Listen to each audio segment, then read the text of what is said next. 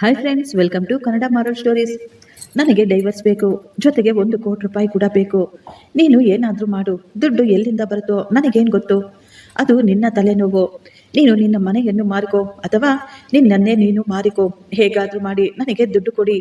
ನಿಮ್ಮ ಕಷ್ಟಕ್ಕೂ ನನಗೂ ಯಾವುದೇ ರೀತಿಯ ಸಂಬಂಧವಿಲ್ಲ. ಆದರೆ ಕೋರ್ಟಿನಲ್ಲಿ ಅವಳ ಮೊದಲ ಗಂಡ ಬಂದು ನಿಂತಾಗ ಅವಳ ನಿಂತ ನೆಲವೇ ಕುಸಿದಂತಾಯಿತು. ಸತ್ಯ ಹೊರಬಂದಾಗ ಅವಳ ಗಂಡನಿಗೆ ದುಡ್ಡು ಕೊಡಬೇಕಾಯಿತು. ಸುಮಾ, ನೀನು ಏನು ಹೇಳ್ತಾ ಇದೀಯಾ? ಅಷ್ಟೊಂದು ದುಡ್ಡು ನಾವು ಎಲ್ಲಿಂದ ತರೋದು? ಮಗಳೇ, ಮೇಲೆ ಒಬ್ಬ ಇದ್ದಾನೆ. ಆತ ಎಲ್ಲವನ್ನೂ ನೋಡ್ತಾ ಇರ್ತಾನೆ. ಆ ದೇವರನ್ನು ನೋಡಿ ನೀನು ಸ್ವಲ್ಪ ಭಯಪಡು. ನಾವು ನಿನ್ನನ್ನು ಮಗಳಿಗಿಂತ ಹೆಚ್ಚಾಗಿ ನೋಡ್ಕೊಂಡಿದ್ದೀವಿ. ದಯವಿಟ್ಟು ನಮ್ಮ ಮೇಲೆ ಸ್ವಲ್ಪ ಅನುಕಂಪ ತೋರಿಸು. ನಮ್ಮ ಮನೆಯನ್ನು ಮಾರಿ ಕೂಡ ನಾವು ಅಷ್ಟೊಂದು ದುಡ್ಡನ್ನು ಹೊಂದಿಸಲಾಗೋದಿಲ್ಲ. ಹಾಗಿದ್ರೆ ಜೈಲಿನಲ್ಲಿ ಮುದ್ದೆ ಮುರಿಯಲು ಸಿದ್ಧರಾಗಿ. ವರದಕ್ಷಿಣೆಯ ಕಾಟ, ಗೃಹ ಹಿಂಸೆ, ಕಿರುಕುಳ, ಮಾನಸಿಕ ಶಾರೀರಿಕ ಹಿಂಸೆ ಕೊಡುತ್ತಿದ್ದಾರೆ ಎಂದು ಹಲವಾರು ಪ್ರಕರಣಗಳಲ್ಲಿ ನಾನು ನಿಮ್ಮನ್ನು ಸಿಕ್ಕಿ ಹಾಕಿಸ್ತೇನೆ. ನಿಮ್ಮ ಸಂಪೂರ್ಣ ಕುಟುಂಬವೇ ಪೊಲೀಸ್ ಸ್ಟೇಷನ್ ಮತ್ತು ಕೋರ್ಟಿನ ಸುತ್ತಲೂ ಅಲಿಯುತ್ತಾ ಹಾಗೆ ಅಲ್ಲೇ ಸಾಯ್ಬೇಕು. ನಿಮ್ಮ ಬಳಿ ಕೇವಲ 7 ದಿನಗಳು ಮಾತ್ರವಿದೆ ಅಂತ ಹೇಳಿದ್ರು. ರಾಮಚಂದ್ರ ಅವರು ರಿಟೈರ್ಡ್ ಹೆಡ್ ಮಾಸ್ಟರ್ ಆಗಿದ್ರು. ಅವರು ಯಾವಾಗಲೂ ಪ್ರಾಮಾಣಿಕವಾಗಿ ಜೀವನ ನಡೆಸ್ತಾ ಬಂದಿದ್ರು. ಶಂಕರ್ ತುಂಬಾ ಬುದ್ಧಿವಂತ ಮತ್ತು ಪ್ರಾಮಾಣಿಕ ಯುವಕನಾಗಿದ್ದ. ಶಂಕರ್ IT ಕಂಪನಿಯಲ್ಲಿ ಕೆಲಸ ಮಾಡ್ತಾ ಇದ್ದ. ರಾಮಚಂದ್ರ ಅವರು ತಮಗಾಗಿ, ತಮ್ಮ ಪರಿವಾರಕ್ಕಾಗಿ ಒಂದು ಸುಂದರವಾದ ಅವರ ಕನಸಿನ ಮನೆಯನ್ನು ಮಾಡಿಕೊಂಡಿದ್ರು. ಅವರ ಆ ಕನಸಿನ ಮನೆಯ ಬಾಗಿಲಲ್ಲಿ ಈಗ ಅವರ ಗೌರವ, ಮರ್ಯಾದೆ ಹರಾಜಾಗ್ತಾ ಇತ್ತು. ಆ ಸ್ಥಿತಿಗೆ ಕಾರಣ ಹೊರಗಿನವರು ಯಾರೂ ಆಗಿರಲಿಲ್ಲ. ಬದಲಿಗೆ ಆ ಹುಡುಗಿ ಅವಳನ್ನು ಸುಮಾರು 8 ತಿಂಗಳ ಮೊದಲು ತುಂಬಾ ಅದ್ಧೂರಿಯಾಗಿ, ತುಂಬಾ ಪ್ರೀತಿಯಿಂದ ನಮ್ಮ ಮನೆಯ ಮಹಾಲಕ್ಷ್ಮಿ ಬರ್ತಾ ಇದ್ದಾಳೆ ಎನ್ನುವ ಆಕಾಂಕ್ಷೆಯಲ್ಲಿ ಮನೆಗೆ ಕರೆದು ತಂದಿದ್ರು. ಸುಮಾ ತುಂಬಾ ಸುಂದರವಾಗಿದ್ಲು, ವಿದ್ಯಾವಂತೆ ಮತ್ತು ಈಗಿನ ಕಾಲದ ಮಾಡರ್ನ್ ಯುವತಿಯಾಗಿದ್ಲು. ಮಾತುಗಳಲ್ಲಿಯೂ ಎಷ್ಟೊಂದು ವಿನಯವಿತ್ತು ಅಂದರೆ ಮೊದಲ ನೋಟದಲ್ಲಿಯೇ ರಾಮಚಂದ್ರ ಮತ್ತು ಶಾಂತಿಯವರು ಸುಮಾಳನ್ನು ಒಪ್ಪಿಕೊಂಡಿದ್ರು. ಶಂಕರ್ಗೆ ಕೂಡ ಸುಮಾ ತುಂಬಾ ಇಷ್ಟವಾಗಿಬಿಟ್ಟಿದ್ಲು. ಮದುವೆ ತುಂಬಾ ಅದ್ಧೂರಿಯಾಗಿ ನಡೆದಿತ್ತು. ಮೊದಲು ತುಂಬಾ ಸಂತೋಷವಾಗಿ ಸಮಯ ಕಳೀತಾ ಇತ್ತು. ಮನೆಗೆ ಸೊಸೆ ಬಂದ ನಂತರ ಆ ಮನೆಯಲ್ಲಿ ಸಂತೋಷ ತುಂಬಿ ತುಳುಕ್ತಾ ಇತ್ತು. ಮದುವೆಯಾಗಿ ಈಗ 2 ತಿಂಗಳು ಕಳೆದಿದ್ವು. 2 ತಿಂಗಳಲ್ಲೇ ಸುಮಾ ಅವಳು ಈಗ ಬದಲಾಗ್ತಾ ಇದ್ಲು. ರಾಮಚಂದ್ರ ಅವರು ಎಷ್ಟೋ ಕಷ್ಟಪಟ್ಟು, ಎಷ್ಟೋ ಕನಸು ಹೊತ್ತು ಕಟ್ಟಿಸಿದಂತಹ ಮನೆ ಅವಳಿಗೀಗ ಇಷ್ಟವಾಗಲಿಲ್ಲ. ಅವಳು ಯಾವಾಗಲೂ ತನ್ನ ಗಂಡನಿಗೆ ಹೇಳ್ತಾ ಇದ್ಲು, ನಿನ್ನ ಮನೆಯಲ್ಲಿ ಪ್ರೈವೇಸಿ ಇಲ್ಲ.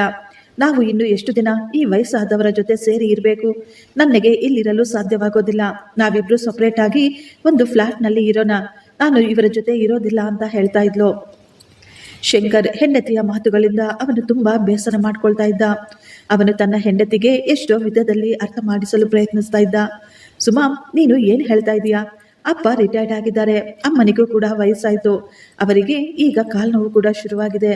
ನಾನು ಅವರಿಗೆ ಒಬ್ಬನೇ ಮಗ. ಈ ವಯಸ್ಸಿನಲ್ಲಿ ಅವರನ್ನು ಈ ರೀತಿ ಒಂಟಿಯಾಗಿ ಬಿಟ್ಟು ನಾವು ಬೇರೆಯಾಗಿ ಇರಲು ಹೇಗೆ ಸಾಧ್ಯ ಹೇಳು? ಆದರೆ ಗಂಡನ ಈ ಭಾವನೆಗಳಿಗೆ, ಅವನ ಮಾತುಗಳಿಗೆ ಅವಳ ಬಳಿ ಯಾವುದೇ ರೀತಿಯ ಬೆಲೆ ಇರಲಿಲ್ಲ. ಸುಮಾ ಹೇಳ್ತಾ ಇದ್ಲು, ನಾನು ಇಲ್ಲಿ ನಿನ್ನ ತಂದೆ ತಾಯಿಗೆ ಸೇವೆ ಮಾಡಲು, ಈ ಮನೆಯಲ್ಲಿ ಕೆಲಸ ಮಾಡಲು ಬಂದಿಲ್ಲ. ನನಗೆ ಸ್ವತಂತ್ರವಾಗಿ, ಸಂತೋಷವಾಗಿ ಬದುಕಬೇಕು ಅಂತ ಬಂದಿದ್ದೇನೆ. ದಿನಗಳು ಕಳೆಯುತ್ತಿದ್ದ ಹಾಗೆ ಮನೆಯ ಪರಿಸ್ಥಿತಿ ತುಂಬಾ ಹದಗೆಟ್ಟಿತ್ತು. ಇತ್ತೀಚೆಗೆ ಸುಮಾ ಮನೆಯಲ್ಲಿ ಯಾವುದೇ ಒಂದು ಕೆಲಸ ಸಹ ಮಾಡ್ತಾ ಇರಲಿಲ್ಲ. ಬೆಳಿಗ್ಗೆ ಲೇಟಾಗಿ ಎದ್ದೊಳ್ಳೋದು, ಪ್ರತಿದಿನ ಹೊರಗಿನಿಂದ ಊಟ ಆರ್ಡರ್ ಮಾಡೋದು ಮತ್ತು ಮಾತು ಮಾತಿಗೂ ಅತ್ತೆ ಮಾವನನ್ನು ಅವಮಾನ ಮಾಡೋದು ಅವಳು ಪ್ರತಿದಿನದ ಕೆಲಸವಾಗಿಬಿಟ್ಟಿತ್ತು. ಶಾಂತಿಯವರು ಈಗ ತಮ್ಮ ಮನೆಯಲ್ಲಿಯೇ ಒಬ್ಬ ಕೆಲಸದವರಾಗ್ಬಿಟ್ಟಿದ್ರು. ಅವರು ತಮ್ಮ ಮಗನ ಬಳಿ ಏನೂ ಹೇಳ್ಕೊಳ್ತಾ ಇರಲಿಲ್ಲ. ಅವರು ಎಲ್ಲ ಕಷ್ಟವನ್ನು ಸಹಿಸಿಕೊಳ್ತಾ ಇದ್ರು. ತಮ್ಮ ಮಗನಿಗೆ ಯಾವುದೇ ರೀತಿಯ ತೊಂದರೆ ಆಗಬಾರ್ದು ಅಂತ ಆಕೆ ಆಸೆ ಪಡ್ತಿದ್ಲು. ಶಂಕರ್ಗೆ ತಾಯಿಯ ಮೌನ, ಆಕೆಯ ದುಃಖ ಅರ್ಥವಾಗ್ತಾ ಇತ್ತು. ಇತ್ತೀಚೆಗೆ ಸುಮಾ ತವರು ಮನೆಯವರು ಕೂಡ ಪ್ರತಿ ಮಾತಿನಲ್ಲಿಯೂ ತಲೆ ಹಾಕ್ತಾ ಇದ್ರು. ಸುಮಾ ಪ್ರತಿಯೊಂದು ಸಣ್ಣ ವಿಷಯವನ್ನು ದೊಡ್ಡದು ಮಾಡ್ತಾ ಇದ್ಲು. ಅಷ್ಟರಲ್ಲಿಯೇ ಅತ್ತೆ ಫೋನ್ ಕೂಡ ಬಂದು ಬಿಡ್ತಿತ್ತು. ಅವರು ಹೇಳ್ತಾ ಇದ್ರು, ಶಂಕರ್, ನಮ್ಮ ಮಗಳು ನಿಮ್ಮ ಮನೆಯ ಕೆಲಸದವಳೇನಲ್ಲ. ಅವಳು ನಿಮ್ಮ ಅಪ್ಪ ಅಮ್ಮನ ಸೇವೆ ಮಾಡಲು ಅಲ್ಲಿಗೆ ಬಂದಿಲ್ಲ. ನೀನು ತಕ್ಷಣ ಬೇರೆ ಮನೆ ಮಾಡು, ಇಲ್ದಿದ್ರೆ ನಾವು ನಮ್ಮ ಮಗಳನ್ನು ಕರೆದುಕೊಂಡು ಹೋಗ್ತೀವಿ ಅಂತ. ಶಂಕರ್ಗೆ ಏನು ಮಾಡಬೇಕೋ ಅರ್ಥವಾಗ್ತಿರ್ಲಿಲ್ಲ. ಒಂದು ಕಡೆ ಹೆಂಡತಿ, ಮತ್ತೊಂದು ಕಡೆ ವಯಸ್ಸಾದ ತಂದೆ ತಾಯಿ. ಎಲ್ಲ ಸರಿ ಹೋಗುತ್ತೆ ಎಂದು ಅವನು ಅಂದುಕೊಂಡಿದ್ದ. ಮದುವೆಯಾಗಿ ಈಗ 10 ತಿಂಗಳು ಕಳೆದಿತ್ತು. ಮನೆಯಲ್ಲಿ ಗಲಾಟೆಗಳು ತುಂಬಾ ಜಾಸ್ತಿ ನಡೀತಾ ಇದ್ವು. ಸುಮಾ ಈಗ ಒಂದು ಕುತಂತ್ರವನ್ನು ಕಾರ್ಯರೂಪಕ್ಕೆ ತಂದಿದ್ಲು. ಅವಳು ಯಾವಾಗ ಗಂಡನ ಜೊತೆ ಮಾತನಾಡಿದ್ರೂ ಅವನಿಗೆ ಕೋಪ ಬರುವ ಹಾಗೆ ಮಾತನಾಡ್ತಾ ಇದ್ಲು. ಅವಳು ಬೇಕಂತಲೇ ತನ್ನ ಅತ್ತೆ ಮಾವನಿಗೆ ಅವಮಾನ ಮಾಡ್ತಾ ಇದ್ಲು, ಅವರನ್ನು ಕೆಟ್ಟದಾಗಿ ಮಾತನಾಡ್ತಾ ಇದ್ಲು. ಗಂಡನಿಗೆ ಕೋಪ ಬರಬೇಕು ಅಂತ. ಅಮಾಯಕನಾಗಿದ್ದ ಶಂಕರ್ ಅವನಿಗೆ ತನ್ನ ಹೆಂಡತಿ ಮಾಡುತ್ತಿರುವ ಕುತಂತ್ರದ ಬಗ್ಗೆ ಅರಿವೇ ಇರಲಿಲ್ಲ. ಅವಳು ತನ್ನ ಫೋನ್ನಲ್ಲಿ ರೆಕಾರ್ಡ್ ಮಾಡ್ತಾ ಇದ್ದಾಳೆ ಎಂದು ಅವನಿಗೆ ಗೊತ್ತಾಗ್ಲೇ ಇಲ್ಲ. ಒಂದು ದಿನ ರಾಮಚಂದ್ರ ಅವರು ಬೆಳಿಗ್ಗೆ ಪೂಜೆ ಮಾಡ್ತಾ ಇರಬೇಕಾದ್ರೆ ಸುಮಾ ಬೇಕಂತಲೇ ಟಿವಿಯಲ್ಲಿ ಐಟಮ್ ಸಾಂಗುಗಳನ್ನು ಹಾಕಿ ಜೋರಾಗಿ ಸೌಂಡನ್ನು ಇಟ್ಟಿದ್ಲು. ಶಾಂತಿ ಅವರು ಟಿವಿ ಸೌಂಡನ್ನು ಕಡಿಮೆ ಮಾಡಲು ಹೇಳಿದಾಗ ಸುಮಾ ಅತ್ತೆಯನ್ನು ತಳ್ಳಿ ಬಿಡ್ತಾಳೆ. ಇದನ್ನು ನೋಡಿ ಶಂಕರ್ ಶಾಕ್ ಆಗ್ಬಿಡ್ತಾನೆ. ಶಂಕರ್ ತನ್ನ ಹೆಂಡತಿಯ ಮೇಲೆ ಕೋಪ ಮಾಡ್ಕೊಳ್ತಾ ಹೇಳ್ದ, ಸುಮಾ, ನಿನಗೆ ಎಷ್ಟು ಧೈರ್ಯ ನನ್ನ ತಾಯಿಯ ಮೇಲೆ ಕೈ ಎತ್ತಲು?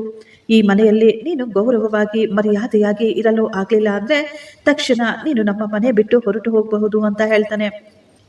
ಸುಮಾಗೆ ಕೂಡ ಇದೇ ಬೇಕಾಗಿತ್ತು. ಅವಳು ತಕ್ಷಣ ತನ್ನ ತಂದೆಗೆ ಫೋನ್ ಮಾಡಿ ಕರೆಸಿಕೊಳ್ತಾಳೆ. ಮಧ್ಯರಾತ್ರಿ ಬೀದಿಯಲ್ಲಿ ಅಕ್ಕಪಕ್ಕದ ಮನೆಯವರೆಲ್ಲರ ಮುಂದೆ ಈಗ ದೊಡ್ಡ ಗಲಾಟೆ ಶುರುವಾಗ್ಬಿಟ್ಟಿತ್ತು.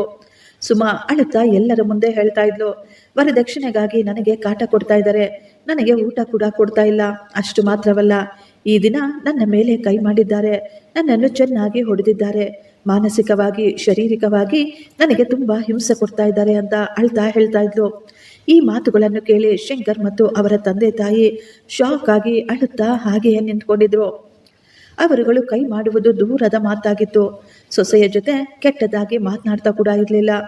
ಸುಮಾ ತನ್ನ ಬಟ್ಟೆಗಳನ್ನು, ತನ್ನ ಒಡವೆಗಳನ್ನು, ಸಾಮಾನುಗಳನ್ನು ಪ್ಯಾಕ್ ಮಾಡಿಕೊಂಡು ತನ್ನ ತವರು ಮನೆಗೆ ಹೊರಟು ಹೋಗ್ತಾಳೆ. ಈಗ ಆ ಮನೆಯಲ್ಲಿ ಒಂದು ಭಯಾನಕವಾದ ಮೌನ ಆವರಿಸಿತ್ತು. ರಾಮಚಂದ್ರ ಮತ್ತು ಶಾಂತಿಯವರು ಏನು ಮಾಡಬೇಕೋ ಅರ್ಥವಾಗದೆ ಹಾಗೆಯೇ ಕುಳಿತುಕೊಂಡಿದ್ರು. ಎಷ್ಟೋ ವರ್ಷಗಳ ಅವರ ಗೌರವ ಮರ್ಯಾದೆ ಈ ದಿನ ಮಣ್ಣು ಪಾಲಾಗ್ಬಿಟ್ಟಿತ್ತು. 2 ದಿನದ ನಂತರ ಸುಮಾ ತನ್ನ ತಂದೆಯನ್ನು ಕರೆದುಕೊಂಡು ಶಂಕರ್ ಮನೆಗೆ ಬರ್ತಾಳೆ. ಅವಳು ತನ್ನ ಉಳಿದ ಸಾಮಾನುಗಳನ್ನು ತೆಗೆದುಕೊಂಡು ಹೋಗಲು ಬಂದಿದ್ಲು. ಸೊಸೆಯನ್ನು ನೋಡಿ ರಾಮಚಂದ್ರ ಅವರ ಕಣ್ಣುಗಳಲ್ಲಿ ಒಂದು ಆಸೆ ಕಾಣಿಸ್ತಾ ಇತ್ತು. ಅವರು ತಮ್ಮ ಸ್ವಾಭಿಮಾನವನ್ನು ಪಕ್ಕಕ್ಕಿಟ್ಟು ತಮ್ಮ ಸೊಸೆ ಮತ್ತು ಸಂಬಂಧಿಗಳ ಮುಂದೆ ಕೈ ಜೋಡಿಸಿ ಅವರನ್ನು ಒಪ್ಪಿಸುವ ಪ್ರಯತ್ನ ಪಡ್ತಾ ಇದ್ರು. ಆಗಿದ್ದೇನೋ ಆಗೋಯ್ತು, ದಯವಿಟ್ಟು ಎಲ್ಲವನ್ನೂ ಮರೆತು ಬಿಡಿ, ಮನೆಯಲ್ಲಿ ಕುಳಿತುಕೊಂಡು ಮಾತನಾಡೋಣ, ಎಲ್ಲವನ್ನೂ ಸರಿ ಮಾಡಿಕೊಳ್ಳೋಣ, ಮಕ್ಕಳ ಜೀವನದ ಬಗ್ಗೆ ಯೋಚಿಸೋಣ ಅಂತ ಕೇಳ್ಕೊಳ್ತಾ ಇದ್ರು. ಆದ್ರೆ ಸುಮಾ ಅವರ ತಂದೆ ಹೇಳ್ತಾ ಇದ್ರು, ನನ್ನ ಮಗಳು ಯಾವುದೇ ಕಾರಣಕ್ಕೂ ಈ ಮನೆಯೊಳಗೆ ವಾಪಸ್ ಬರೋದಿಲ್ಲ, ನೀವು ನನ್ನ ಮಗಳಿಗೆ ಲಾಯಕ್ಕಿಲ್ಲ. ಅಷ್ಟರಲ್ಲೇ ಶಂಕರ್ ಹೊರಬಂದು ಹೇಳ್ತಾನೆ, ಸರಿ ಆಯಿತು, ನಿಮ್ಮ ಮಗಳು ಇಲ್ಲಿ ಸಂತೋಷವಾಗಿ ಇಲ್ಲ ಅಂದ್ರೆ ನಾವೆಲ್ಲರೂ ಕುಳಿತುಕೊಂಡು ಮಾತನಾಡಿ ಬೇರೆ ಬೇರೆ ಆಗ್ಬಿಡೋಣ, ನಾನು ಅವಳಿಗೆ ವಿಚ್ಛೇದನ ಕೊಡಲು ರೆಡಿಯಾಗಿದ್ದಾನೆ ಅಂತ ಹೇಳ್ತಾನೆ. ಆಗಲೇ ಸುಮಾ ನಗುತ್ತಾ ಹೇಳ್ತಾಳೆ, ಡೈವರ್ಸ್ ಖಂಡಿತ ಆಗುತ್ತೆ, ಆದರೆ ಅಷ್ಟೊಂದು ಸುಲಭವಾಗಿ ನಾನು ನಿನ್ನನ್ನು ಬಿಡೋದಿಲ್ಲ. ನೀನು ನನಗೆ ಜೀವನಾಂಶ ಕೊಡಬೇಕು, ನೀನು ನನಗೆ 1 ಕೋಟಿ ರೂಪಾಯಿ ಕೊಡಬೇಕು. ನಾನು ಸಂತೋಷವಾಗಿ ಡೈವರ್ಸ್ ಪೇಪರ್ ಮೇಲೆ ಸೈನ್ ಮಾಡ್ತೀನಿ. ಇಲ್ಲದಿದ್ದರೆ ವರದಕ್ಷಿಣೆಯ ಕಿರುಕುಳ, ಶೋಷಣೆ, ಮಾನಸಿಕ ಮತ್ತು ಶಾರೀರಿಕ ಹಿಂಸೆ ಎಂದು ಇಲ್ಲ ಸಲ್ಲದ ಎಲ್ಲ ಕೇಸುಗಳನ್ನು ನಿಮ್ಮ ಮೇಲೆ ಹಾಕಿ ನಿಮ್ಮನ್ನು ಸಾಯುವವರೆಗೂ ಜೈಲಿನಲ್ಲಿ ಕೊಳೆಯೋ ಹಾಗೆ ಮಾಡ್ತೀನಿ. ನಿನ್ನ ಬಳಿ ಕೇವಲ 7 ದಿನ ಮಾತ್ರ ಇದೆ ಅಂತ ಹೇಳಿ ಅವಳು ತನ್ನ ಸೂಟ್ಕೇಸನ್ನು ತೆಗೆದುಕೊಂಡು ತನ್ನ ತಂದೆಯ ಜೊತೆ ಹೊರಟು ಹೋಗ್ತಾಳೆ. ರಾಮಚಂದ್ರ ಅವರು ತಮ್ಮ ಸೊಸೆಯ ಕಾಲಿಗೆ ಬಿದ್ದು ಬೇಡ್ಕೊಳ್ತಾ ಇದ್ರು, ಮಗಳೇ ಹೋಗ್ಬೇಡಮ್ಮ, ನಿಂತ್ಕೋಮ್ಮ ಅಂತ. ಆದರೆ ಅವರ ಮಾತಿಗೆ ಬೆಲೆ ಇರಲಿಲ್ಲ. ಸುಮಾ ಅಲ್ಲಿಂದ ಹೊರಟು ಹೋದ್ಲು. ಶಂಕರ್ ಅಳುತ್ತಾ ಹೇಳ್ದ, ಅಪ್ಪ, ಇಷ್ಟೊಂದು ದುಡ್ಡು ನಾನು ಎಲ್ಲಿಂದ ತರಲಿ? ಆ ತಂದೆ ಮಗನಿಗೆ ಸಮಾಧಾನ ಮಾಡ್ತಾ ಇದ್ರು, ಮಗ, ನಾನು ಜೀವನ ಪೂರ್ತಿ ಸತ್ಯದಿಂದ ನಿಷ್ಠೆಯಿಂದ ಬದುಕಿದವನು. ನಾವು ಯಾರಿಗೂ ಹೆದರಿಕೊಳ್ಳೋ ಅವಶ್ಯಕತೆ ಇಲ್ಲ, ಯಾರ ಮುಂದೆನೂ ತಲೆ ಬಾಗಿಸುವ ಅವಶ್ಯಕತೆ ಇಲ್ಲ, ಏನಾಗುತ್ತೋ ಆಗ್ಲಿ ಬಿಡು, ನೋಡಿಕೊಳ್ಳೋಣ ಅಂತ ಹೇಳ್ತಾರೆ. 1 ವಾರದ ನಂತರ ಬೆಳಗಿನ ಜಾವ ಶಂಕರ್ ಅವರ ಮನೆಯ ಮುಂದೆ ಒಂದು ಪೊಲೀಸ್ ಜೀಪ್ ಬಂದು ನಿಲ್ಕೊಳ್ಳುತ್ತೆ. ಜೀಪ್ನಿಂದ ಸಬ್ ಇನ್ಸ್ಪೆಕ್ಟರ್ ಮತ್ತು 2 ಕಾನ್ಸ್ಟೇಬಲ್ಗಳು ಕೆಳಗೆ ಇಳಿದು ಬರ್ತಾರೆ. ಅವರು ಬಾಗಿಲನ್ನು ತಟ್ಟುತ್ತಾ, ಇಲ್ಲಿ ರಾಮಚಂದ್ರ ಅವರು ಯಾರು ಅಂತ ಕೇಳ್ತಾ ಇದ್ರು. ರಾಮಚಂದ್ರ ಅವರು ತಕ್ಷಣ ಹೊರಗೆ ಬರ್ತಾರೆ. ಸರ್ ಹೇಳಿ, ನಾನೇ ರಾಮಚಂದ್ರ, ಏನಾಗಬೇಕಾಗಿತ್ತು? ಪೊಲೀಸ್ನವರು ಹೇಳಿದ್ರು, ನಿಮ್ಮ ಸೊಸೆ ಕಂಪ್ಲೇಂಟ್ ಕೊಟ್ಟಿದ್ದಾಳೆ, FIR ಫೈಲ್ ಮಾಡಿಸಿದ್ದಾಳೆ ನಿಮ್ಮ ವಿರುದ್ಧ. ವರದಕ್ಷಿಣೆ ಕಿರುಕುಳ, ಗೃಹ ಹಿಂಸೆ, ಅಷ್ಟು ಮಾತ್ರವಲ್ಲ, ನಿಮ್ಮ ಸೊಸೆಯನ್ನು ಅವಳ ಜೊತೆ ನೀವು ಕೆಟ್ಟದಾಗಿ ನಡೆದುಕೊಂಡಿದ್ದೀರಾ ಅಂತ ಕೇಸ್ ಫೈಲ್ ಆಗಿದೆ. ಸ್ಟೇಷನ್ಗೆ ನಡೀರಿ, ಅಲ್ಲಿ ಹೋಗಿ ಮಾತನಾಡೋಣ ಅಂತ ಹೇಳ್ತಾರೆ. ಕೆಟ್ಟದಾಗಿ ಸೊಸೆಯ ಜೊತೆ ನಡೆದುಕೊಂಡಿದ್ದಾರೆ ಎನ್ನುವ ಮಾತನ್ನು ರಾಮಚಂದ್ರ ಅವರಿಂದ ಅರಗಿಸಿಕೊಳ್ಳಲಾಗಲಿಲ್ಲ. ಅವರ ಹೃದಯ ಒಂದು ಕ್ಷಣ ನಿಂತು ಹೋದಂತೆ ಆಗ್ಬಿಟ್ಟಿತ್ತು. 65 ವರ್ಷದ ವಯಸ್ಸಾದ ವ್ಯಕ್ತಿ, ಜೀವನ ಪೂರ್ತಿ ಎಲ್ಲರಿಗೂ ಒಳ್ಳೆಯದು ಕೆಟ್ಟದನ್ನು ಹೇಳ್ಕೊಡ್ತಾ ಇದ್ರು. ಹೊರಗಿನಿಂದ ಬರುವ ಹೆಣ್ಣನ್ನು ನಾವು ನಮ್ಮ ಮಗಳಂತೆ ನೋಡ್ಕೋಬೇಕು ಅಂತ ಹೇಳೋದು ಮಾತ್ರವಲ್ಲ, ಅವರು ಕೂಡ ತಮ್ಮ ಸೊಸೆಯನ್ನು ಮಗಳ ರೀತಿಯೇ ನೋಡಿಕೊಂಡಿದ್ರು. ಅಂತವರ ಮೇಲೆ ತಮ್ಮ ಸೊಸೆಯ ಜೊತೆ ಕೆಟ್ಟದಾಗಿ ನಡೆದುಕೊಂಡಿದ್ದಾರೆ ಎನ್ನುವ ಆರೋಪ ಇದು ಕೇವಲ ಒಂದು ಸುಳ್ಳು ಆರೋಪವಾಗಿರಲಿಲ್ಲ. ಅವರ ಚರಿತ್ರೆಯನ್ನು, ಅವರ ಗೌರವವನ್ನು ಹಾಳು ಮಾಡ್ತಾ ಇತ್ತು. ಶಾಂತಿಯವರು ಅಲ್ಲೇ ಕುಳಿತು ಜೋರಾಗಿ ಅಳ್ತಾ ಇದ್ರು.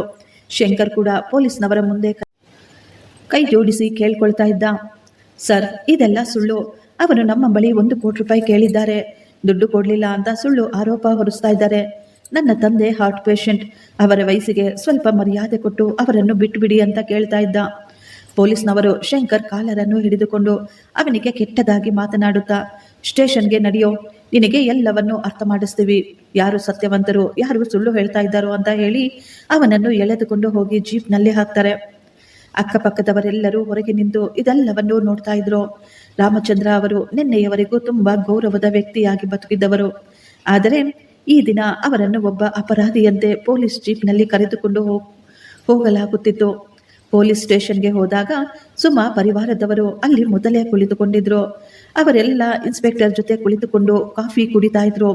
ಇನ್ಸ್ಪೆಕ್ಟರ್ ರಾಮಚಂದ್ರ ಅವರನ್ನು ನೋಡಿ ನೆಲದ ಮೇಲೆ ಕುಳಿತುಕೊಳ್ಳುವಂತೆ ಆದೇಶ ಮಾಡ್ತಾರೆ. ತನ್ನ ತಂದೆಯನ್ನು ಆ ಸ್ಥಿತಿಯಲ್ಲಿ ನೋಡಿ ಶಂಕರ್ ನಡುಗಿ ಹೋಗಿದ್ದ. ಅವನು ಇನ್ಸ್ಪೆಕ್ಟರ್ ಅವರ ಕಾಲಿಗೆ ಬಿದ್ದು ಕೇಳ್ಕೊಳ್ತಾ ಇದ್ದ, ನನ್ನ ಅಪ್ಪನನ್ನು ಬಿಟ್ಬಿಡಿ ಸರ್ ಅಂತ. ಇನ್ಸ್ಪೆಕ್ಟರ್ ಹೇಳ್ತಾರೆ, ನಮ್ಮ ಕಾನೂನು ಯಾವಾಗಲೂ ಹೆಣ್ಣು ಮಕ್ಕಳ ಪರವಾಗಿಯೇ ಇರುತ್ತೆ. ಹೆಣ್ಣು ಮಕ್ಕಳ ಕಣ್ಣೀರನ್ನು ನೋಡಿ ಕೋರ್ಟ್ ನಿನ್ನನ್ನು ಸೀದಾ ಜೈಲಿಗೆ ಹಾಕುತ್ತೆ. ನಿನ್ನ ಕೆಲಸ ಕೂಡ ಇನ್ನೂ ಹೋದಂತೆಯೇ. ಆದರೆ ನಿನ್ನ ಬಳಿ ಒಂದೇ ಒಂದು ದಾರಿ ಇದೆ. ಅವರು ಕೇಳಿರುವುದನ್ನು ಕೊಟ್ಟು ಇದನ್ನು ಇಲ್ಲಿಗೆ ನಿಲ್ಲಿಸಿಬಿಡು. ನಿನ್ನ ವಯಸ್ಸಾದ ತಂದೆ ತಾಯಿಯನ್ನು ಮತ್ತು ನಿನ್ನ ಜೀವನವನ್ನು ಯಾಕೆ ನೀನು ಹಾಳು ಮಾಡ್ಕೊಳ್ತಾ ಇದೀಯಾ? ನೀನು ಒಪ್ಪಿಕೊಂಡ್ರೆ ನಾನು ಮಧ್ಯದಲ್ಲಿ ಮಾತನಾಡಿ ಸ್ವಲ್ಪ ದುಡ್ಡನ್ನು ಕಡಿಮೆ ಮಾಡಿಸಿಕೊಡ್ತೀನಿ ಅಂತ ಹೇಳ್ತಾರೆ. ಈಗ ಶಂಕರ್ಗೆ ಎಲ್ಲವೂ ಅರ್ಥವಾಗಿತ್ತು. ಪೊಲೀಸ್ನವರು ಕೂಡ ಅವರ ಜೊತೆ ಮಿಂಗಲ್ ಅಂತ. ಶಂಕರ್ ಹೇಳ್ತಾನೆ, ಸರ್, ನನ್ನ ಬಳಿ ಅಷ್ಟೊಂದು ದುಡ್ಡಿಲ್ಲ. ಇಷ್ಟಕ್ಕೂ ನಾನು ಅವರಿಗೆ ಯಾಕೆ ದುಡ್ಡು ಕೊಡಬೇಕು? ನಾನು ನಿರ್ದೋಷಿ. ನನ್ನ ತಂದೆ ತಾಯಿ ಕೂಡ ನಿರ್ದೋಷಿಗಳು. ಇವಳು ಹೇಳುತ್ತಿರುವ ಹಾಗೆ ನಾವೇನೂ ಮಾಡಿಲ್ಲ. ಈ ಮಾತುಗಳನ್ನು ಕೇಳಿ ಸುಮಾಳ ತಂದೆ ಕೋಪ ಮಾಡ್ಕೊಳ್ತಾರೆ. ಅವರು ಕೋಪವಾಗಿ ಹೇಳ್ತಾರೆ, ಸರ್, ಈ ತಂದೆ ಮಗನನ್ನು ಒದ್ದು ಒಳಗಡೆ ಹಾಕಿ ಮೊದಲು, ಆಗ ಇವರಿಗೆ ಬುದ್ಧಿ ಬರುತ್ತೆ. ಇವರು ನಮ್ಮ ದಾರಿಗೆ ಬರ್ತಾರೆ ಅಂತ. ಇನ್ಸ್ಪೆಕ್ಟರ್ ಸುಮಾಳ ತಂದೆಯನ್ನು ಪಕ್ಕಕ್ಕೆ ಕರೆದುಕೊಂಡು ಹೋಗಿ ಹೇಳ್ತಾರೆ, ಆ ಮುದುಕನ ಪರಿಸ್ಥಿತಿ ಸ್ವಲ್ಪ ಕೂಡ ಚೆನ್ನಾಗಿಲ್ಲ. ಸ್ಟೇಷನ್ನಲ್ಲಿ ಅವರಿಗೆ ಏನಾದರೂ ಹೆಚ್ಚು ಕಡಿಮೆ ಆದರೆ ಆಗ ನಮ್ಮ ಮೇಲೆ ಕೇಸ್ ಆಗುತ್ತೆ. ಹುಡುಗನನ್ನು ಮಾತ್ರ ನಾವು ಕಸ್ಟಡಿಗೆ ತೆಗೆದುಕೊಳ್ಳಬಹುದು ಅಂತ. ಸುಮಾ ಅವರ ತಂದೆ ಹೇಳಿದ ಹಾಗೆ ಈಗ ಶಂಕರ್ನನ್ನು ಅರೆಸ್ಟ್ ಮಾಡಿದ್ರು. ಆ 3 ದಿನ ಶಂಕರ್ ಅಪರಾಧಿಗಳ ಜೊತೆ ಕಳೆದಿದ್ದ. ಕೆಲವು ದಿನಗಳ ನಂತರ ರಾಮಚಂದ್ರ ಅವರು ಹೇಗೋ ಕಷ್ಟಪಟ್ಟು ತಮ್ಮ ಮಗನಿಗೆ ಬೇಲನ್ನು ತರ್ತಾರೆ. ಶಂಕರ್ ಮನೆಗೆ ಬಂದಾಗ ಆ ಮನೆಯಲ್ಲಿ ಸೂತಕದ ವಾತಾವರಣ ತುಂಬಿತ್ತು. ಶಂಕರ್ನನ್ನು ನೋಡಿ ಅಕ್ಕಪಕ್ಕದವರೆಲ್ಲ ಗುಸುಗುಸು ಮಾತನಾಡ್ತಾ ಇದ್ರು. ಎಲ್ಲರಿಗೂ ಅನ್ನಿಸ್ತಾ ಇತ್ತು, ಇವರು ಖಂಡಿತ ಏನೋ ಮಾಡಿರ್ಬೇಕು, ಇಲ್ಲ ಅಂದ್ರೆ ಈ ರೀತಿ ಆಗಲು ಸಾಧ್ಯವಿಲ್ಲ. ಆ ಹುಡುಗಿ ಸುಳ್ಳು ಯಾಕೆ ಹೇಳ್ತಾಳೆ ಅಂತ ಅವರೆಲ್ಲ ಅಂದುಕೊಂಡಿದ್ರು. ಶಂಕರ್ ಅವನು ಈಗ ತನ್ನ ತಂದೆಯ ಕಾಲನ್ನು ಹಿಡಿದುಕೊಂಡು ಜೋರಾಗಿ ಅಳ್ತಾ ಇದ್ದ. ಅಪ್ಪ, ದಯವಿಟ್ಟು ನನ್ನನ್ನು ಕ್ಷಮಿಸಿಬಿಡಿ. ನಾನು ಎಲ್ಲಿಂದಾದರೂ ಸಾಲ ಮಾಡ್ತೇನೆ, ಇಲ್ಲದಿದ್ದರೆ ನನ್ನನ್ನು ನಾನು ಮಾರಿಕೊಳ್ತೇನೆ, ಏನಾದರೂ ಮಾಡ್ತೀನಿ. ಆದರೆ ದುಡ್ಡನ್ನು ಅವರಿಗೆ ಕೊಟ್ಟು ಈ ಕೇಸನ್ನು ಇಲ್ಲಿಗೆ ಮುಗಿಸಿ ಹಾಕ್ತೀನಿ. ನನ್ನಿಂದ ನಿಮಗೆ ಎಷ್ಟೊಂದು ಕಷ್ಟವಾಗ್ತಾ ಇದೆ. ನೀವು ಈ ರೀತಿ ಇರೋದನ್ನ ನನ್ನಿಂದ ನೋಡಲಾಗುವುದಿಲ್ಲ ಅಂತ ಹೇಳ್ತಾನೆ.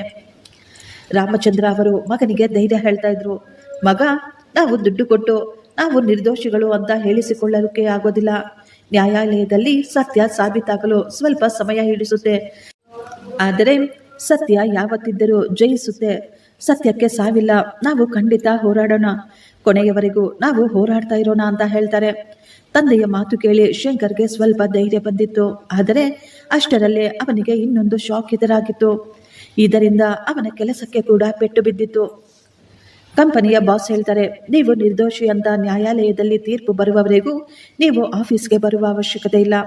ನೀವು ತಕ್ಷಣ ರಾಜೀನಾಮೆಯನ್ನು ಕೊಡಬೇಕು ಅಂತ. ಶಂಕರ್ ಅವರನ್ನು ವಿಧವಾಗಿ ಬೇಡ್ಕೊಳ್ತಾ ಇದ್ದ. ಸರ್, ಇದು ಒಂದು ಸುಳ್ಳು ಆರೋಪ. ನನ್ನ ಕೆಲಸ ಹೊರಟೋದ್ರೆ ನಾನು ಈ ಕೇಸನ್ನು ಹೇಗೆ ತಾನೇ ನಡೆಸಲಿ ಅಂತ ಕೇಳ್ಕೊಳ್ತಾ ಇದ್ದ. ಆದರೆ ಆಫೀಸಿನಲ್ಲಿ ಅವನ ಮಾತುಗಳನ್ನು ಯಾರೂ ಕೇಳಿಸಿಕೊಳ್ಳಲಿಲ್ಲ. ಅವನನ್ನು ತಕ್ಷಣ ಕೆಲಸದಿಂದ ತೆಗೆದು ಹಾಕ್ಬಿಟ್ರು. ಒಂದು ಕಡೆ ಕೆಲಸ ಹೊರಟು ಹೋಗಿತ್ತು. ಇನ್ನೊಂದು ಕಡೆ ಫ್ಯಾಮಿಲಿಯ ಕೋರ್ಟ್ನಲ್ಲಿ ಸುಮಾ ಮೇಂಟೆನೆನ್ಸ್ ಕೊಡಬೇಕು ಅಂತ ಇನ್ನೊಂದು ಕೇಸನ್ನು ಹಾಕಿದ್ಲು. ಶಂಕರ್ ಮತ್ತು ಅವರ ತಂದೆ ತಾಯಿ ಕೋರ್ಟಿಗೆ ಹೋಗುವಷ್ಟರಲ್ಲೇ ಸುಮಾ ಮತ್ತು ಅವರ ತಂದೆ ತಾಯಿ ಕೋರ್ಟಿನಲ್ಲಿ ಕುಳಿತುಕೊಂಡಿದ್ರು. ಕೋರ್ಟಿನಲ್ಲಿ ಸುಮಾ ತುಂಬಾ ಅಮಾಯಕಿಯಂತೆ, ಶೋಷಣೆಗೆ ಒಳಗಾದವಳಂತೆ ಕುಳಿತುಕೊಂಡಿದ್ಲು. ಸುಮಾ ಅವರ ವಕೀಲರು ಹೇಳ್ತಾರೆ, ಈ ಪರಿವಾರ ನಮ್ಮ ಕ್ಲೈಂಟ್ಸ್ ಜೊತೆ ತುಂಬಾ ಕೆಟ್ಟದಾಗಿ ನಡೆದುಕೊಂಡಿದ್ದಾರೆ. ಇವಳನ್ನು ಎಷ್ಟೋ ದಿನ ಊಟ ಕೊಡದೆ ಉಪವಾಸ ಹಾಕಿದ್ದಾರೆ.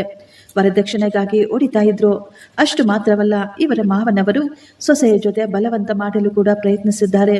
ಈ ಹುಡುಗಿ ಈ ದಿನ ತುಂಬಾ ಡಿಪ್ರೆಷನ್ ನಲ್ಲಿದ್ದಾಳೆ. ಇವನು ಲಕ್ಷಾಂತರ ರೂಪಾಯಿ ಸಂಪಾದನೆ ಮಾಡ್ತಾನೆ. ಆದ್ದರಿಂದ ಈಕೆಯ ಆರೋಗ್ಯಕ್ಕಾಗಿ ಮತ್ತು ಅವಳ ಖರ್ಚಿಗಾಗಿ ಪ್ರತಿ ತಿಂಗಳು 50,000 ರೂಪಾಯಿ ಕೊಡಬೇಕು ಅಂತ ಆದೇಶ ಕೊಡಿ ಅಂತ ಹೇಳಿದ್ರು. ಆಗಲೇ ಶಂಕರ್ ಅವರ ವಕೀಲರು ಹೇಳ್ತಾರೆ, ಸರ್, ಇದೆಲ್ಲ ಸುಳ್ಳು ಆರೋಪ. ಶಂಕರ್ನ ಕೆಲಸ ಹೊರಟೋಗಿದೆ. ಅವನು ಈಗ ನಿರುದ್ಯೋಗಿ. ಹುಡುಗಿ ಚೆನ್ನಾಗಿ ಓದಿದವಳು. ಆಕೆಗೆ ನಾವು ಯಾಕೆ ದುಡ್ಡು ಕೊಡಬೇಕು? ಆದರೆ ಜಡ್ಜ್ ಹೇಳ್ತಾರೆ, ಹುಡುಗ ನೋಡಲು ಆರೋಗ್ಯವಾಗಿದ್ದಾನೆ. ಅವನು ನಿರುದ್ಯೋಗಿಯಾಗಿದ್ರೆ ಅದು ಅವನ ಸಮಸ್ಯೆ. ತಿಂಗಳಿಗೆ 30,000 ರೂಪಾಯಿಯನ್ನು ಹೆಂಡತಿಗೆ ಕೊಡಬೇಕು ಅಂತ ಆದೇಶ ಮಾಡಿಯೇ ಬಿಟ್ರು. ಶಂಕರ್ಗೆ ಈಗ ಏಟಿನ ಮೇಲೆ ಏಟು ಬೀಳ್ತಾ ಇತ್ತು. ಒಂದು ಕಡೆ ಸುಳ್ಳು ಕೇಸು, ಅದಕ್ಕೆ ಹೋರಾಡಲೇ ಅವನಿಗೆ ದುಡ್ಡು ಬೇಕಾಗಿತ್ತು. ಇನ್ನೊಂದು ಕಡೆ ಆ ಹೆಂಗಸಿಗೆ 30,000 ರೂಪಾಯಿ ಕೊಡಬೇಕಾಗಿತ್ತು. ಯಾರು ತನ್ನ ಕುಟುಂಬದ ಗೌರವವನ್ನು ಎಲ್ಲರ ಮುಂದೆ ಹರಾಜು ಹಾಕಿದ್ರೋ ಅವಳಿಗೆ ನಾನು ಪ್ರತಿ ತಿಂಗಳು ದುಡ್ಡು ಕೊಡಬೇಕಾಗಿತ್ತು. ದಿನಗಳು ಕಳೀತಾ ಇದ್ವು. ಪ್ರತಿ ಡೇಟುಗಳ ಮೇಲೆ ಡೇಟುಗಳು ಕೊಡ್ತಾ ಇದ್ರು. ಪ್ರತಿ ಡೇಟಿಗೂ ಶಂಕರ್ ಮತ್ತು ರಾಮಚಂದ್ರ ಅವರು ತಪ್ಪದೆ ಕೋರ್ಟ್ಗೆ ಹೋಗಬೇಕಾಗಿತ್ತು. ಸುಮಾ ಮತ್ತು ಅವರ ತಂದೆ ತಾಯಿಗೆ ನ್ಯಾಯ ಬೇಕಾಗಿರಲಿಲ್ಲ. ಅವರಿಗೆ ಕೇವಲ ಶಂಕರ್ನನ್ನು ಮತ್ತು ಅವರ ಕುಟುಂಬದವರನ್ನು ಹಾಳು ಮಾಡಬೇಕಾಗಿತ್ತು. ಅವರಿಗೆ ಮಾನಸಿಕವಾಗಿ ಶಾರೀರಿಕವಾಗಿ ಕಾಟ ಕೊಡಬೇಕಾಗಿತ್ತು. ಅವರ ಬಳಿ ಇದ್ದ ಎಲ್ಲವನ್ನು ಕಸಿದುಕೊಳ್ಳುವ ಪ್ಲಾನ್ ಅವರದ್ದಾಗಿತ್ತು. ಶಂಕರ್ಗೆ ಈಗ ಅರ್ಥವಾಯಿತು, ನಮ್ಮ ವಕೀಲರು ನಮ್ಮ ಬಳಿ ಕೇವಲ ದುಡ್ಡನ್ನು ಕಬಳಿಸ್ತಾ ಇದ್ದಾರೆ. ನನ್ನನ್ನು ಈ ಚಕ್ರವ್ಯೂಹದಿಂದ ಹೊರತರುವ ಪ್ರಯತ್ನ ಅವರು ಮಾಡ್ತಾ ಇಲ್ಲ ಅಂತ. ಆ ಕೇಸ್ನಿಂದ ಅವನ ದುಡ್ಡು ಮತ್ತು ಅವನ ಧೈರ್ಯ ಕೂಡ ಕುಸಿದು ಹೋಗ್ತಾ ಇತ್ತು. ಆಗಲೇ ಶಂಕರ್ಗೆ ಅಡ್ವೊಕೇಟ್ ಸಂಧ್ಯಾ ಸಿಗ್ತಾರೆ.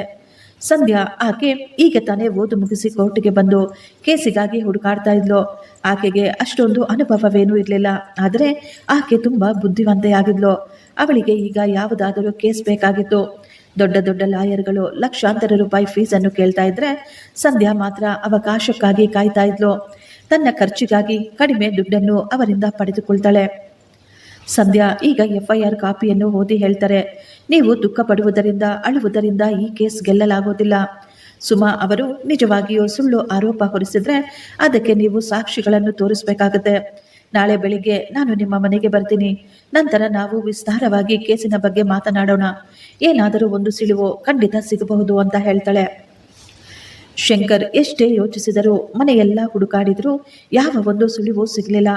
ಮಾರನೆಯ ದಿನ ಬೆಳಿಗ್ಗೆ ರಾಮಚಂದ್ರ ಅವರಿಗೆ ಎದೆಯಲ್ಲಿ ನೋವು ಕಾಣಿಸಿಕೊಂಡಿತ್ತು. ತಂದೆಗೆ ಔಷಧಿ ಕೊಡ್ತಾ ಇರಬೇಕಾದ್ರೆ ಶಂಕರ್ ಡಾಕ್ಟರ್ ಅವರ ಫೈಲನ್ನು ಗಮನಿಸ್ತಾನೆ. ಮನೆಯಲ್ಲಿ ಯಾರೂ ಇಲ್ಲದಿರುವುದನ್ನು ನೋಡಿ ನಮ್ಮ ಮಾವ ನನ್ನ ಮೇಲೆ ಅತ್ಯಾಚಾರಕ್ಕೆ ಪ್ರಯತ್ನಿಸಿರುತ್ತಾರೆ ಅಂತ ಅವಳು ಹೇಳಿದ ಅದೇ ತಾರೀಕು ರಾಮಚಂದ್ರ ಅವರು ಆಸ್ಪತ್ರೆಯಲ್ಲಿ ಚಿಕಿತ್ಸೆ ಪಡಿತಾ ಇದ್ರು. ಅಪ್ಪ ಆ ದಿನವೆಲ್ಲ ಆಸ್ಪತ್ರೆಯಲ್ಲೇ ಇದ್ರು. ಆ ಬಿಲ್ಲುಗಳನ್ನು, ರಿಪೋರ್ಟ್ಗಳು ಎಲ್ಲವೂ ಈಗ ಶಂಕರ್ನ ಕೈಯಲ್ಲಿತ್ತು. ಶಂಕರ್ ಅಲ್ಲೇ ನೆಲದ ಮೇಲೆ ಕುಳಿತು ಆ ಪೇಪರ್ಗಳನ್ನು ತಬ್ಬಿಕೊಂಡ. ಆ ಒಂದು ಸುಳಿವು, ಆ ಒಂದು ಸಾಕ್ಷ್ಯ ತನ್ನ ತಂದೆಯ ಚರಿತ್ರೆಯ ಮೇಲೆ ಬಿದ್ದ ಆ ಕಳಂಕವನ್ನು ತೊಡೆದು ಹಾಕಲು ಸಾಕಾಗಿತ್ತು. ಶಂಕರ್ ಈಗ ಸಂಧ್ಯಾ ಅವರಿಗೆ ಫೋನ್ ಮಾಡ್ತಾನೆ. ಸ್ವಲ್ಪ ಸಮಯದಲ್ಲೇ ಸಂಧ್ಯಾ ಶಂಕರ್ ಅವರ ಮನೆಗೆ ಬಂದಿದ್ಲು. ಶಂಕರ್ ಈಗ ಆ ಸಾಕ್ಷಿಗಳನ್ನು ಸಂಧ್ಯಾಗೆ ಕೊಡ್ತಾರೆ. ಸಂಧ್ಯಾ ನಗುತ್ತಲೇ ಹೇಳಿದ್ಲು, ನೋಡಿ, ಇದೇ ನಿಜವಾದ ಆಧಾರ ಅಂದ್ರೆ.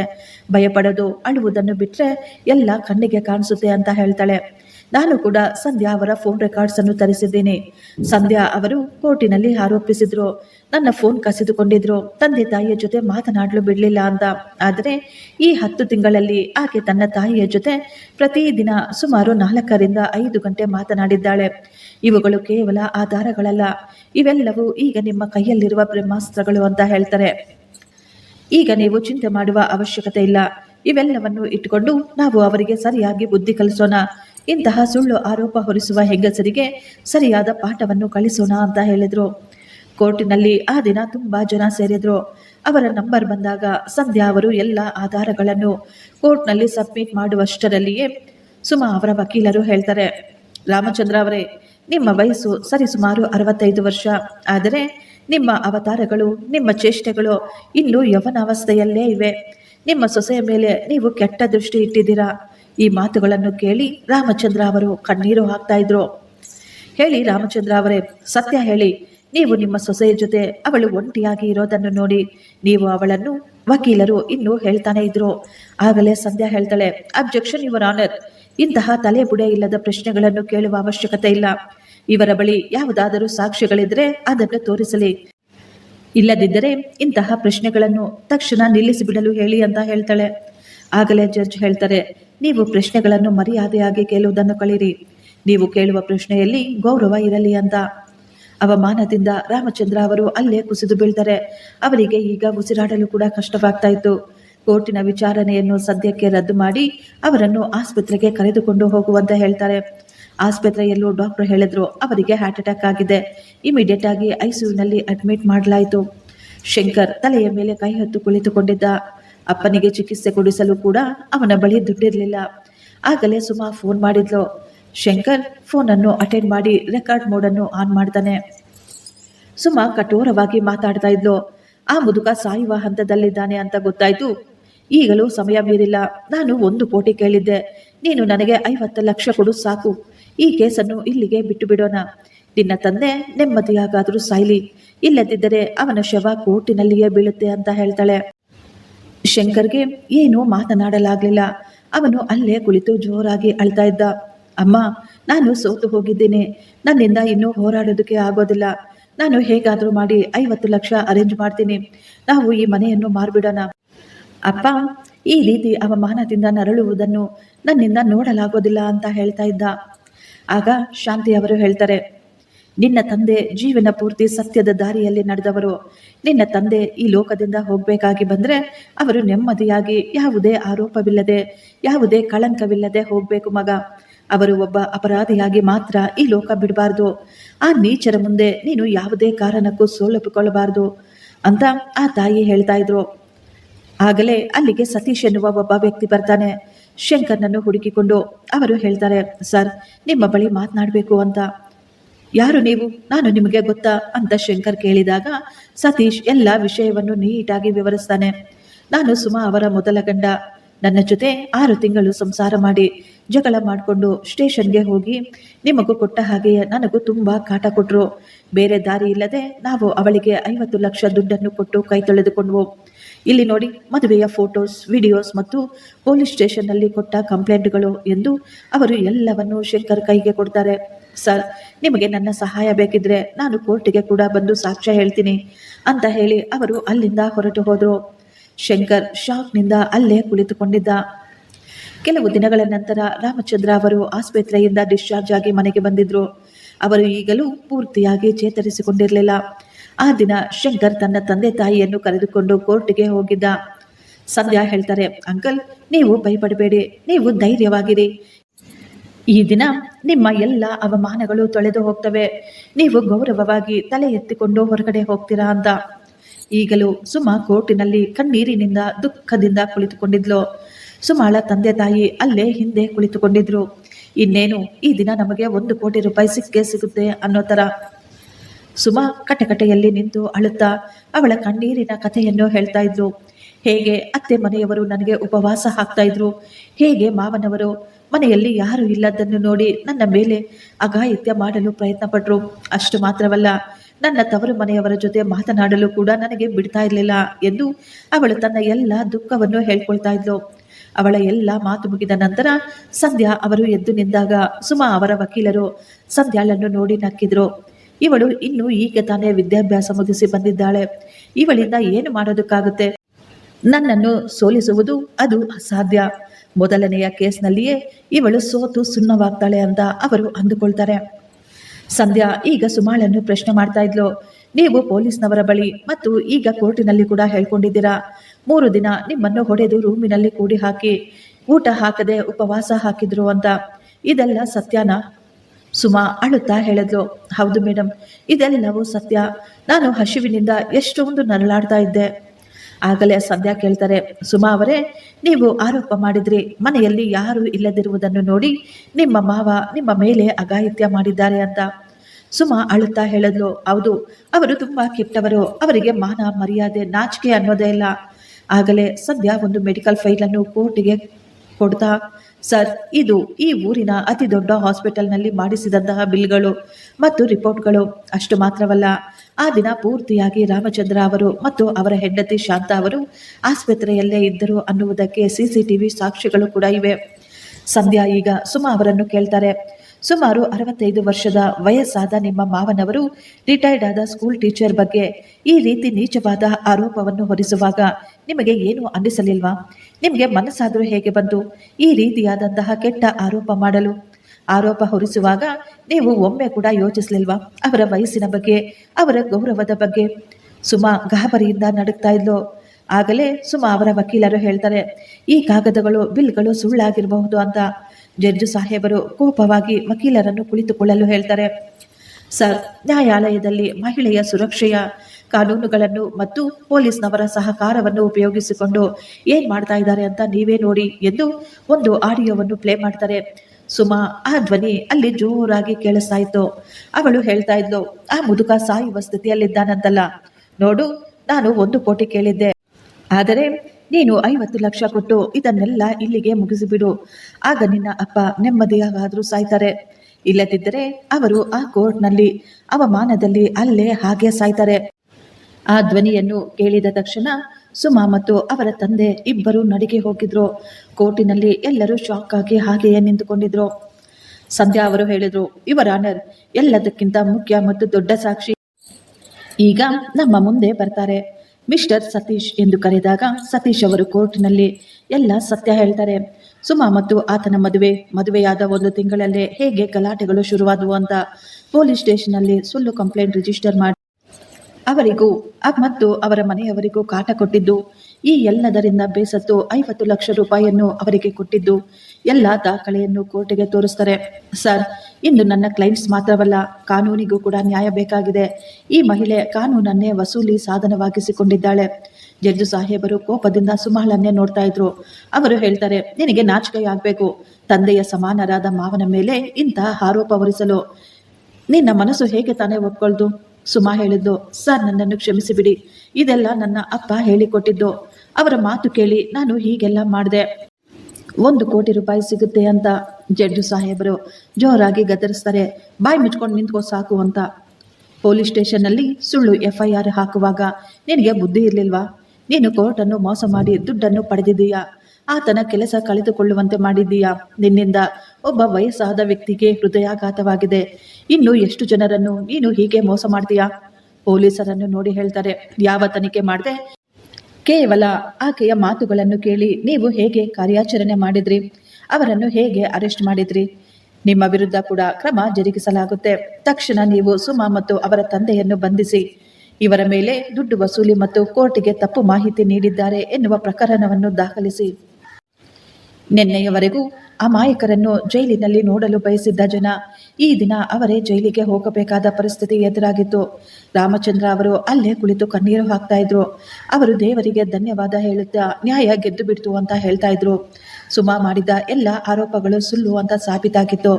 ಮಹಿಳಾ ರಕ್ಷಣಾ ಕಾನೂನುಗಳು ದುರ್ಬಲರನ್ನು, ಅಮಾಯಕರನ್ನು ರಕ್ಷಿಸುವುದಕ್ಕೆ, ಆದರೆ ನೀವು ಅದನ್ನು ದುರುಪಯೋಗಪಡಿಸಿಕೊಂಡಿದ್ದೀರಾ. ಶಂಕರ್ಗೆ ವಿಚ್ಛೇದನ ಮಂಜೂರು ಮಾಡಲಾಯಿತು. ಸುಮಾಗೆ ಯಾವುದೇ ರೀತಿಯ ದುಡ್ಡು ಸಿಗೋದಿಲ್ಲ. ಅಷ್ಟು ಮಾತ್ರವಲ್ಲ, ಅವಳು ಪಡೆದಿದ್ದ ಎಲ್ಲ ಹಣವನ್ನು ಬಡ್ಡಿ ಸಮೇತ ವಾಪಸ್ ಹಿಂದಿರುಗಿಸಬೇಕು ಅಂತ ಹೇಳಿದಾಗ ಸುಮಾ ಬೆಚ್ಚಿ ಬಿದ್ದಿದ್ಲು. ಶಂಕರ್ಗೆ ಮಾನಸಿಕ ಹಿಂಸೆ, ಉದ್ಯೋಗ ನಷ್ಟ ಮತ್ತು ವಯಸ್ಸಾದ ಮಾವನಿಗೆ ಹೃದಯಾಘಾತ ಬರುವಂತೆ ಮಾಡಿದ ಕಾರಣದಿಂದ ಸುಮಾ ಮತ್ತು ಅವರ ತಂದೆಗೆ 50 ಲಕ್ಷ ರೂಪಾಯಿ ಪರಿಹಾರ ನೀವು ಕೊಡಬೇಕು ಅಂತ ಆದೇಶ ಬಂತು.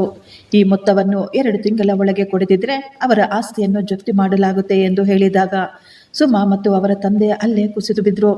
ಜಡ್ಜು ಸಾಹೇಬರು ಪೊಲೀಸರಿಗೆ ಆದೇಶಿಸ್ತಾರೆ, ಸುಳ್ಳು ಸಾಕ್ಷ್ಯ ನೀಡಿದ್ದು ಮತ್ತು ಬ್ಲಾಕ್ ಮೇಲ್ ಮಾಡಿದ್ದಕ್ಕೆ ತಂದೆ ಮಗಳನ್ನು ತಕ್ಷಣ ಕ್ರಿಮಿನಲ್ ಕೇಸ್ನಲ್ಲಿ ಬಂಧಿಸಿ ಜೈಲಿಗೆ ಕಳಿಸಿ. ಇವಳು ಯಾರ್ಯಾರಿಗೆ ಹೇಗೆ ಮೋಸ ಮಾಡಿದ್ದಾಳೆ ಅಂತ ಎಲ್ಲವನ್ನು ತನಿಖೆ ಮಾಡಿ ಎಂದು ಆದೇಶ ಕೊಟ್ಟಿದ್ರು. ಜಡ್ಜು ಸಾಹೇಬರು ಈಗ ಎದ್ದು ರಾಮಚಂದ್ರ ಅವರ ಮುಂದೆ ಕೈ ಮುಗಿದು ನಿಂತುಕೊಂಡಿದ್ರು.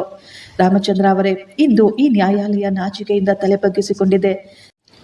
ಸಿಸ್ಟಮ್ನ ಒಂದು ಸಣ್ಣ ತಪ್ಪಿನಿಂದ ನಿಮ್ಮಂತಹ ಒಬ್ಬ ಸತ್ಯನಿಷ್ಠ ವೃದ್ಧನನ್ನು ಪೊಲೀಸರು ಮತ್ತು ಕೋರ್ಟ್ನಲ್ಲಿ ಕಷ್ಟ ಅನುಭವಿಸಬೇಕಾಯಿತು. ಆದ್ದರಿಂದ ಈ ಕೋರ್ಟಿನ ಪರವಾಗಿ ನಾನು ನಿಮ್ಮ ಬಳಿ ಕ್ಷಮಾಪಣೆ ಕೇಳ್ತಾ ಇದ್ದೇನೆ. ಆದರೆ ನನಗೆ ನಿಮ್ಮ ಮೇಲೆ ತುಂಬ ಹೆಮ್ಮೆ ಇದೆ. ನೀವು ಭಯಪಟ್ಟು ಇವರುಗಳಿಗೆ ಹಣ ಕೊಟ್ಟುಬಿಟ್ಟಿದ್ರೆ ಇವರು ಮತ್ತೊಬ್ಬರನ್ನು ಕೂಡ ಇದೇ ರೀತಿ ದೋಚ್ತಾ ಇದ್ರು. ನೀವು ಕಷ್ಟಪಟ್ಟು ಹೋರಾಡಿ ನಿಮ್ಮ ಗೌರವವನ್ನು ಮಾತ್ರ ಉಳಿಸಿಕೊಂಡಿಲ್ಲ, ಅನೇಕ ನಿರ್ದೋಷಿಗಳ ಬದುಕನ್ನು ಕೂಡ ಉಳಿಸಿದ್ದೀರಿ.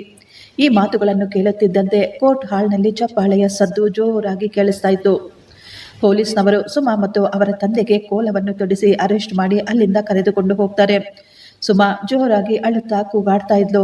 ಆದರೆ ಅವಳ ಮೇಲೆ ಯಾರೂ ಕನಿಕರ ತೋರಿಸಲಿಲ್ಲ. ಇಂದು ಅವಳ ನಾಟಕಕ್ಕೆ ಅಂತ್ಯವಾಗಿತ್ತು. ಕೋರ್ಟಿನಿಂದ ಹೊರಬರುವಾಗ ರಾಮಚಂದ್ರ ಅವರು ಗೌರವದಿಂದ ಸನ್ಮಾನದಿಂದ ಹೊರಗೆ ಬಂದಿದ್ರು. ಅವರ ಮುಖದಲ್ಲಿ ಈಗ ನಗು ತುಂಬಿತ್ತು. ಮುಂದಿನ ವಾರವೇ ಶಂಕರ್ಗೆ ಹಳೆಯ ಕಂಪನಿಯಿಂದ ಫೋನ್ ಕಾಲ್ ಕೂಡ ಬಂದಿತ್ತು. ಬಾಸ್ ಕ್ಷಮೆ ಕೇಳಿ ಮತ್ತೆ ಕೆಲಸಕ್ಕೆ ಬರಲು ಹೇಳ್ತಾರೆ. ಆದರೆ ಶಂಕರ್ ನಗುತ್ತಲೇ ನಿರಾಕರಿಸಿಬಿಟ್ಟ. ಕೆಟ್ಟ ಸಮಯದಲ್ಲಿ ಕೈ ಬಿಟ್ಟವರ ಅಗತ್ಯ ಈಗ ನಮಗೆ ಇಲ್ಲ ಅಂತ. ಶಂಕರ್ಗೆ ಈಗ ಇನ್ನೊಂದು ಕಂಪನಿಯಲ್ಲಿ ಒಳ್ಳೆಯ ಕೆಲಸ ಸಿಕ್ಕಿತ್ತು.